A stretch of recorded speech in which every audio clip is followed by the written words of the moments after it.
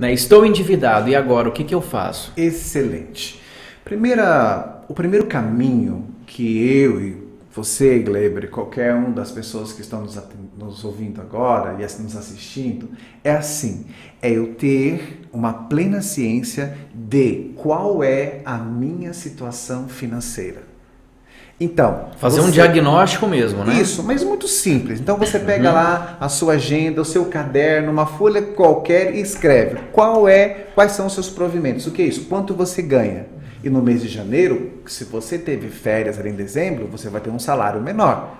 Aí você vai trabalhar poucos dias de janeiro, o seu salário de fevereiro também vai ser menor. Então nós temos 2 meses onde o seu salário ele está numa situação de divergência. E aqui é o maior problema, Gleiber. É porque as pessoas têm uma renda menor de salário em janeiro, uma renda menor de salário em fevereiro, se não houve o planejamento de guardar um valor para sustentar os débitos, você vai ter um débito grande em janeiro e outro em fevereiro e se endividar. Então, qual é o caminho? O primeiro deles é saber qual é a sua situação, a sua real situação. E isso é fácil. Você tem que ter anotado, ou na agenda, ou no caderno, ou se você quer fazer isso no Excel, no seu celular, enfim. Quais são as suas despesas fixas? O que você tem de contas mensais? Isso tem que estar marcado uma média de valor. Água, luz, telefone, celular, combustível, cartão de crédito. É uma coisa que daria uma conversa à parte, né? Nós podemos fazer um unicast só sobre o cartão de crédito, né? Boa ideia, eu já pensei nisso, hein?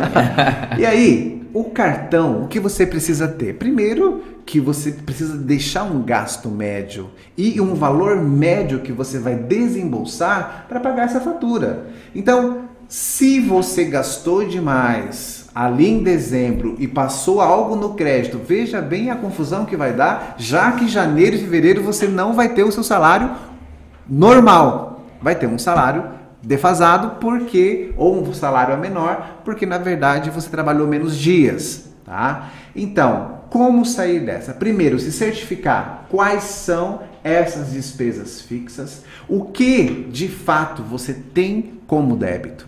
E um pouco mais além, e isso seria já um planejamento tranquilo, listadas as suas despesas fixas, aquelas despesas que vão vir em janeiro e em fevereiro.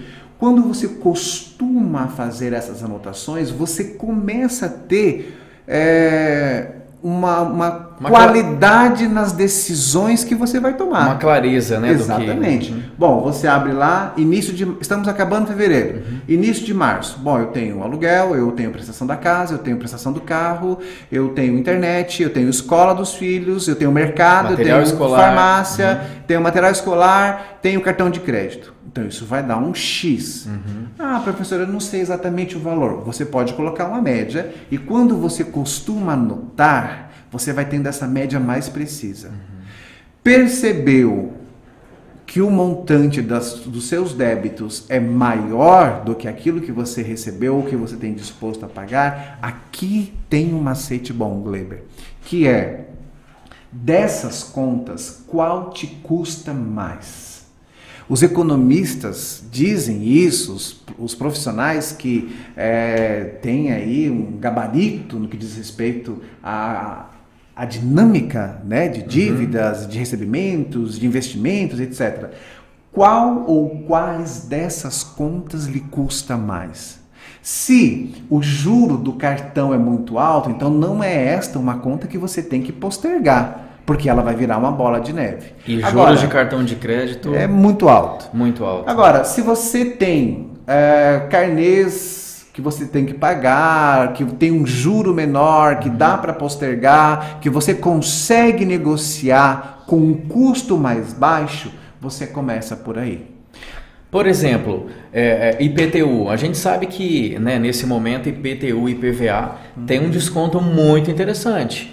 Né? Porém, é claro que o ideal seria aproveitar esse desconto e pagar à vista, mas se não puder, entraria também nessa Gleiber, a sua pergunta é importante, o seu raciocínio, no seguinte aspecto. Algumas pessoas falam assim, eu preciso pagar o IPTU à vista e preciso pagar o IPVA à vista. Aí ele vai lá e aproveita ali aqueles 15%, 10%, 20% de desconto, né, conforme vai tendo a escala. Só que ele paga o IPTU e IPVA à vista e ele não paga o cartão. Quando ele tem um saldo devedor do cartão, que ele vem caminhando numa taxa de juros que nós sabemos que não é saudável, né?